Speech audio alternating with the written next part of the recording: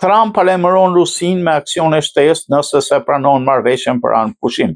Presidenti i Shtetit Bashkuar të Amerikës Donald Trump ka bërë thirrje Rusisë ta pranojë një anë pushim të 10 ditor, duke paralajmëruar se do të vendosë aksione shtesë ndaj saj nëse ajo hedh poshtë propozimin amerikan. Rusia nuk ka rrugdalje tjetër poshtë anë pushimit, po që nevoja ne do të sankcionojmë, megjithatë shpresoj se nuk do të kemi nevojë ta bëjmë, tha Trump për gazetarët në shtëpinë e parë të mërkurën. Në pikpamjen financiare, ne mund të bëjmë gjëra të pakëndshme shumë të këqija që janë shkatërruese për Rusinë, por unë nuk dua një gjë të tillë, shtoi ai. Një ditë më parë Ukraina e pranoi anëpushtimin e përkohshëm pas 9 orësh bisedimesh me zyrtarët e Trumpit në Arabinë Saudite. Trump e ka bërë përfundimin e pushtimit mbi 3 vjeçar të Ukrainës nga Rusia prioritet kryesor që kur mori detyrën në janar, duke dërguar me shpejtësi zyrtarë të lartë në Moskë dhe Kiev për të shtuar rrugën për bisedime. Ai ka përdorur ndikimin e madh të Washingtonit mbi Ukrainën, kryesisht ndihmën ushtarake dhe ndarjen e informatorëve të inteligjencës për ta bindur Kievin të pranojë propozimin për anëpushim. Por Trump nuk ka të njëjtin ndikim mbi Rusinë, e cila tashmë është nën sanksione të mëdha nga SBA dhe Evropa.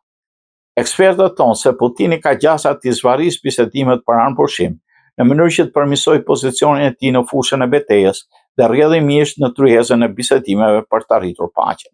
Forcat ruse jo vetëm që po përparojnë në Ukrainën lindore, por gjithashtu po i zbrapsin forcat ukrainase jashtë rajonit të Kurskut. Ukraina kreu një inkursion befasues në Kursk në gusht të vitit kaluar, duke marrë pjesë të territorit rus me shpresën për ta këmbyer me tokën e saj sa po të fillojnë bisedimet për paqe. Rusia tashmë ka rimarrë më shumë se gjysmën e territorit që kishte humbur në fillim në Kursk. Trump la të kuptoi se Ukrainës do t'i duhet të bëjë lëshime territoriale, diçka që gjithnjë më shumë as ekspert thonë se është e pashmangshme, duke parë përparimin e Rusisë në fushën e betejës. Kur flasim për anëpushim me Ukrainën, flasim për tokën, për atë që se kushtëriqe, diskutuam shumë gjëra me Ukrainën të Trump. Nuk duam të humbim kohë, njerëzit po vdesin, Rusia nuk është në situatën më të mirë tani, shpresoj se Putini ta pranojë anëpushimin, shtoi ai. Me herët mërkurën, presidenti i Ukrainës, Volodymyr Zelensky, ka thënë se marrëveshja për anëpushim 30 ditor mund përdoret si draft për një marrëveshje më të gjerë dhe shtoi se tani i takon Rusisë vendosë nëse dëshiron të angazhohet në procesin e paqes.